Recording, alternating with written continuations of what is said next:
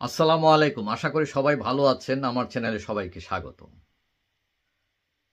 আমাদের বাংলাদেশের রাজনৈতিক পট পরিবর্তনের পর প্রতিদিনই নতুন নতুন ঘটনা ঘটছে।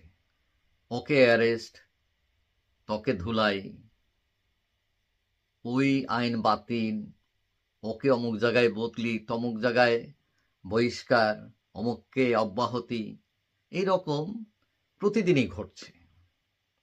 এখন কথা হচ্ছে, অনেকেই মনে করেন যে আওয়ামী লীগ খুব একটা সমস্যার মধ্যে আছে, আত্মগোপনে আছে এবং চাঙ্গা অবস্থায় আছে ছাত্ররা, বিএনপি, জামাত, এরকম কিছু দল। এখন কথা হচ্ছে, এই যে আওয়ামী লীগ চাপে আছে, কিন্তু আওয়ামী লীগের নেতা বর্তমান প্রেসিডেন্ট শাহাবুদ্দিন চুপ্পু সাহেব, আওয়ামী লীগকে তারা মানতেছে না। ছাত্ররা, ইউনূস সাহেবেরা, বিএনপি আলারা আওয়ামী লীগকে মানে না, কিন্তু আওয়ামী লীগের আন্ডারে তারা আবার শপথ পাঠ করে দেশ চালাইতেছে। এই প্রেসিডেন্ট যে আওয়ামী লীগের, সেটা কিন্তু সবাই জানে, কিন্তু আওয়ামী লীগকে মধ্যখানে রাইখা তারা আওয়ামী লীগের বিরুদ্ধে গুণগান, আওয়ামী লীগের বিরুদ্ধে কথাবার্তা বইলা লাল কার্ড দেখাইয়া, কিন্তু আবার আওয়ামী লীগকে একদিকে বগল ধইরা রাখছে তারা। তো এটা কেন? তা আপনি কি মনে করছেন এটা শখে রাখছে তারা? না, এটা আসলে এখানে বিভিন্ন ধরনের আইনগত জটিলতা। এখন প্রেসিডেন্ট সাহেব যদি না থাকেন, স্পিকার না থাকেন, সংসদ না থাকে, তাহলে মানে এই যে এগুলোর বৈধতা দেবে কে? শপথ পাঠ করাবে কে?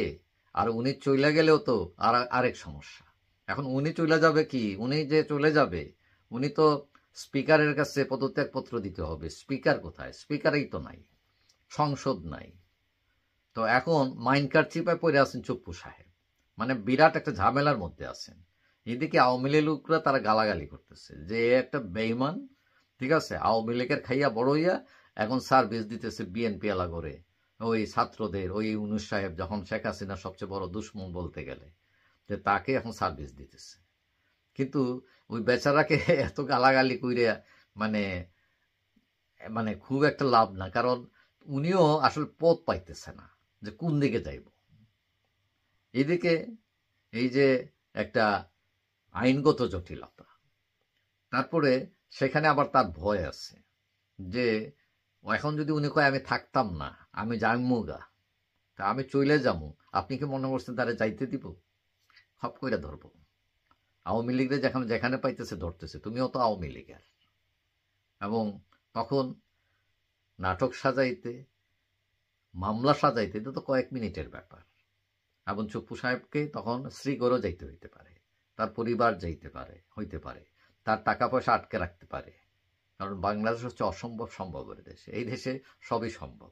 দেখেন না যে শেখ হাসিনা নিজেই বলছেন তার প্রিয় 400 কোটি টাকার মালিক।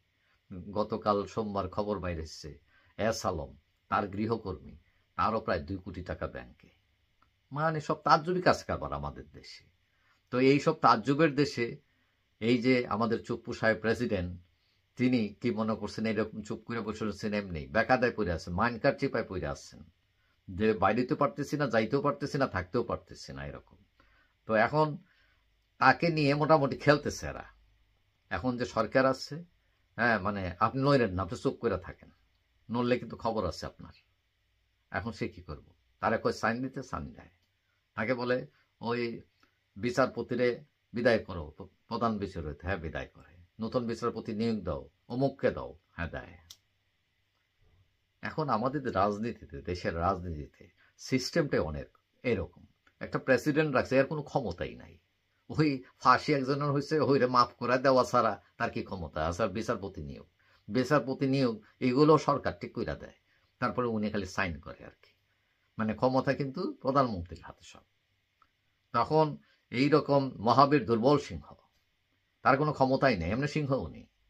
তো এইসব লোক দিয়ে চুপ্পু সাহেব, তবে উনি হয়তো ব্যক্তিগত জীবনে ভাবতে পারেন যে আমি তো অনেক কিছু পাইছি, আমার কেউ চিনতই না, সেই লোকরে আইনা প্রেসিডেন্ট বানাই দিছে, জাতি তাজ্জুব হইয়া সেটা দেখছে, তো এতদিন করছি এখনো করতেছি, এটা কি কম নেই?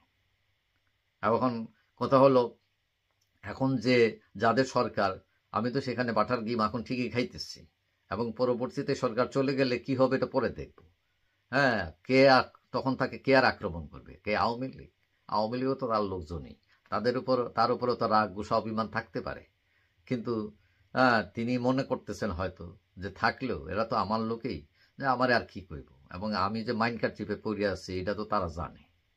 এবং তিনি তো এতটা সাহসী না যে বেরিয়ে আসবেন, যে চোখের উপর ফেলে দিবেন যে আমি গেলাম। তো এখন এই যে বেকায়দায় চুপ্পু সাহেব আছেন, শোনা যাচ্ছে যে তিনি পদত্যাগ করতে পারেন যে কোনো সময়। তো এখন তাকে পাহারা দিয়ে রাখা হয়েছে অনেকটা সেরকম।